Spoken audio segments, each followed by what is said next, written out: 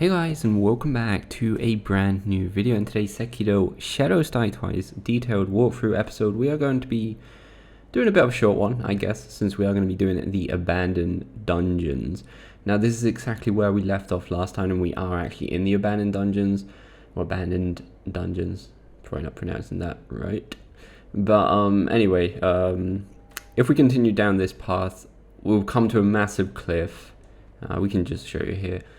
And if you drop down, you will see a grapple point, and this grapple point is going to take us to the depth. As you can see, like the NPC we mentioned before in Ashina Castle, she's always kind of there, you know, giving us clues of areas and where she points and whatnot. But we're not going to go down there quite yet. I mean, it may be next episode, though we'll talk about that right next to the end. So remember that we do have the Shichimen Warrior right here. And just to not complicate things, we did jump down from where we started the game in the reservoir area, but we're actually going to go to the the main entrance. I would like to say this entrance is obviously more of a secondary entrance. If you can't happen to beat the Shichimen Warrior, so you do have a path to take down to the depth. But obviously, if we can beat the Shichimen Warrior, we can get to the idol we was just at from the main entrance as well. That's been telling me that the battery's low since yesterday, so it would probably actually be an okay idea for me to plug the controller pad in. So let me just quickly do that. Okay. Right, so like I said, let's go from this path right here and go into the abandoned dungeons from the main area. Let's take a little right here. So as in most From Software games, there are enemies that you kill and then you've got to kill again, more known as the skeletons in the in the catacombs and stuff like that. These enemies down here are actually very, very similar to the skeletons in the catacombs. They're not like, oh, that's wolfish, just be careful, those guys can grab you. It's about to grab me there. They're not immortal or anything. You don't have to do anything with the mortal blade. They just have 2 lives, which I know is a bit random, but that's just how it is. There's a prisoner's note there if you want to read that. So like I said, this episode is probably going to be quite short, but let's just explore the whole place. So more pacifying agent, that's actually, oh god, we didn't really mean to fall down there, but we'll be going down there later. Pacifying agent actually will allow us to not let terror build up as fast, so that's very, very good against the Shichimen Warrior and the Headless. We'll probably go back and kill a few Headless very soon. So this guy is probably the NPC with the biggest kind of quest in the game. So at the start, he'll give us a note just asking for somebody that's kind of big and strong. So there's actually two people that we can take. Now, like, we obviously can't do all the NPC side quests in one go. But, oh god, I knew that was going to happen. Sooner or later, like, I think the best idea, if you've got, like, 4 attack power like we have now, is just to go all in. I don't think they get time to grab you. But you need to be careful. We'll be talking about the NPCs that we can recruit for this guy actually a bit later this episode. And we will actually be recruiting one this very episode. So watch out for these bugs. You can kill them if you want. But we're just going to carry on down here. We'll be turning around going underneath to the Shichimen Warrior after we take this path. You can rest here if you want. We are also going to be coming back here once we've got the dive ability to go underwater. That's actually how you get to the other side of the cage where the NPC is that we just talked to. And we'll be kind of needing that if you want to kind of fully do his quest. But we should be getting the dive ability either next episode or the one after that. We'll see. It depends how I sort those areas out in episodes. Let's just get all the items that are around here. If the game will allow me. I don't know why it bugs out sometimes. It's like if something, like, because if the item's behind certain objects, the objects will go invisible so you can see through them. But I think that's what's stopping you from actually being able to pick the item. So there's a few fish here, just watch out. Let's take this guy. There's a guy with a gun behind me as well. So just take this guy out quickly or go for the guy with the gun, which would probably be the best idea. Anyway, they're dead. This path isn't going to be too long, so don't worry too much about losing many healing gourds, because we're pretty much at the end of this path. Like I said, this episode's going to be very small. It's going to be just the abandoned dungeons, though like I said, we will come back to the abandoned dungeons multiple times just because of the NPC side quest. But we will do the first tiny bit of the side quest right now, actually. Well, not right now, but very, very soon anyway. In this episode, because there's 2 NPCs you can take back, and we already met one of them, and the other one's actually just out here, but we're not going to be doing this area quite yet. The thing I was talking to is this kind of charm or whatever it is. I'm not really sure what to call this. This is going to be the idol to Senpu Temple. So I kind of recommend making this your next stop, your next area, Senpu Temple, and not to go down to the depth. I find Senpu Temple easier than the depth. However, next episode should be the depth, just to not go back and forth so many times, you know. But I do, kind of in an order of difficulty, I'd kind of recommend going to Senpu Temple next, though. But like I said, just to not keep going backwards and forwards with new abilities and stuff, I will be going down to the depth first to get the dive ability, because you will have to use the dive ability in Senpu Temple if you want a certain item, a very important item for the secret ending. Right, so now we've gone that way. That's pretty much it for the abandoned dungeons. We just need to go underneath here where we fell down before. We're right at the start again, just in case you don't know where it is. We are right at the start, so pick these things up. And we are going to now go down this path to get to the other side of the Shichimen Warrior, or the Shaman, whichever you will. I don't trust this guy. It's really hard to see when he's actually doing the animation or when the animation is going to end and actually grab you. It's kind of really confusing sometimes. Right, so here we want to quickly pick, before we jump down to the warrior, we're going to pick this up. And we're actually going to jump on a platform down here with another item on it. Once you start the battle, there should be fog walls. So obviously we're the other side from the idol, you'll see it in a second. So for this battle, we are going to be doing not contact medicine. We're going to be doing pacifying agent, which we should have quite a few of now we've been into this area, and of course divine confetti. Now you can damage these enemies without divine confetti, but it's kind of useless. So let's jump down first,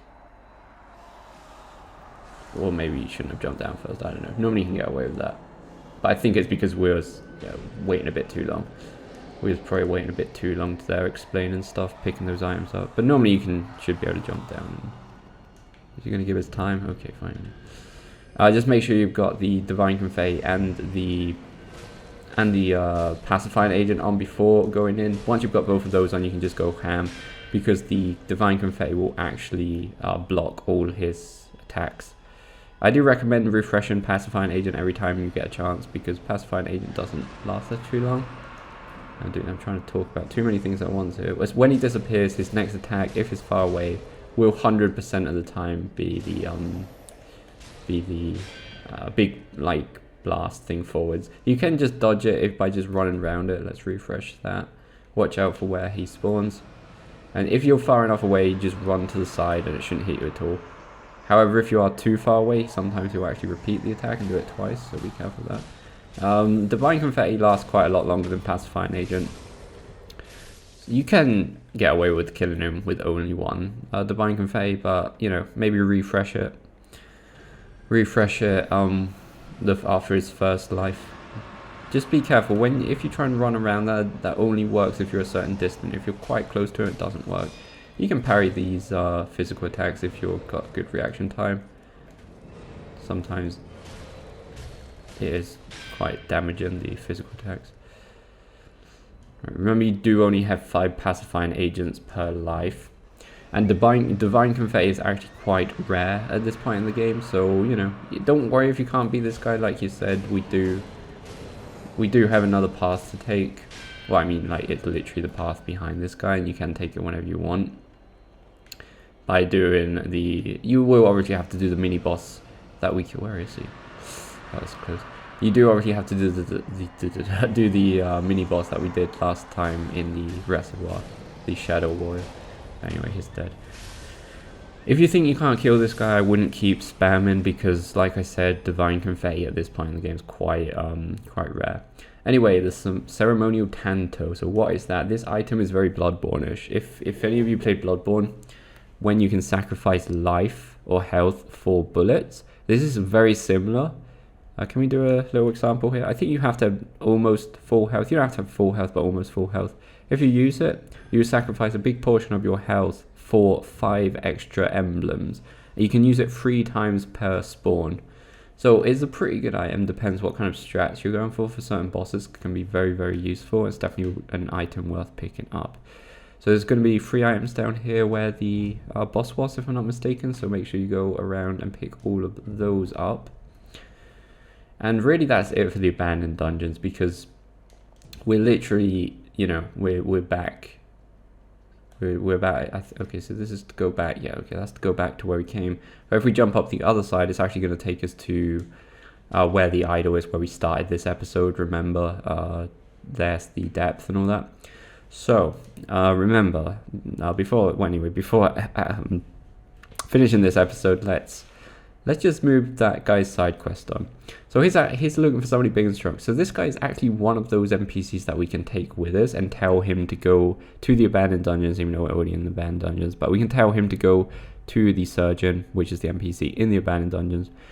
Now I'm going to do it with this NPC because obviously now we sacrifice this guy's NPC side quest.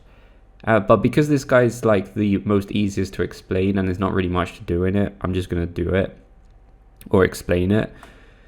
So basically this guy will keep moving down and he'll eventually come to the point where the water mill is in Mivu village and he's kind of got a bit of a dialogue with Orin of the Water.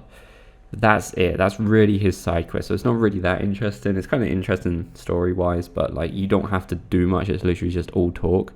So that's why we're gonna send this guy, and we're just gonna, you know, do the other side quest, which is a lot more to it. So talk to him once, greet him, and then talk to him again, and then lure him to abandoned dungeons. Now, if you really don't want to sacrifice this guy's side quest, we can do it with another NPC that we'll be talking about soon-ish.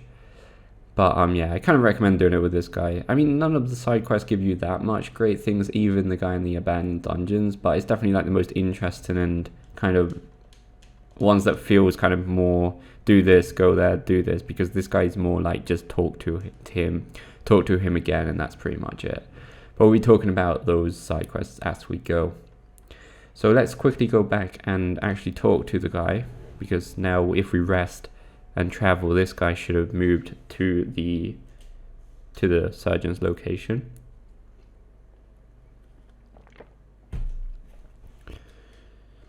And the other reason I'm not going to send the other NPC to the surgeon is because we're actually going to be sending the other NPC to Anayama. Remember, the merchant also wanted somebody big and strong. You can't send this guy to Anayama, but the other guy you can send to Anayama. So that's why we're going to like to do both side quests. So we want to talk to him now, and he'll give us a lump of wax or fat wax. We want to talk to him again, and he will actually no, we have to rest first before we get our next part of the side quest, which we kind of want to do as soon as possible, because if not, like the next part will kind of be a bit, I mean, it's not missable or anything, but it just makes sense that you would kind of do it now. Though to complete this next part, I'm not sure if we'll be doing it next episode. Depends how far down to the depth we get. But anyway, you wanna listen in. As you can see, the other NPCs now in there with him. So just eavesdrop on them to advance the side quest, and now we are going to head up and rest one more time over here. If you are just interested in this guy's side quest, we do have a video uploaded just following this guy's side quest. So you know, but we will obviously be following it all the way into the end in this guide. The only NPC side quests that we won't be following all the way into the end in this guide are the guy that we just, you know, sent here, Cartelos, which is very simple, and the rest of them we should be doing all the way. The only two that we're not doing, which are those two, are simply because we can't do everything. We need to send them off. So yeah, he's going to ask us for some red eyes from a certain carp in Mibu village. So once we get there and have the dive ability, we are going to be able to get those. And that's pretty much all we can do at the moment in the abandoned dungeon. Remember we did, let's quickly go and do that before I forget. We did get, last episode we got the spear tool, but we never like learnt it. So let's go and quickly do that now, before we forget. Not that we're going to use it, like I said, I'm not too bothered about the spear. I mean, it could be really good, but like I said, I'm not going to give my opinion on something that I don't know. I really don't know if the spear's that good or not. It's one of the only tools that I've never really used, so I'm not going to say it's good or bad. So let's quickly go up here. Talk to the sculpture. I think that's the only one we've got. And obviously, if at this point in the game, you would probably be able to upgrade a load as well. So, you know, it's kind of up to you. We may as well upgrade now we're here. I mean, upgrades are something very important, but it's something that you can definitely, you know, get through the game without.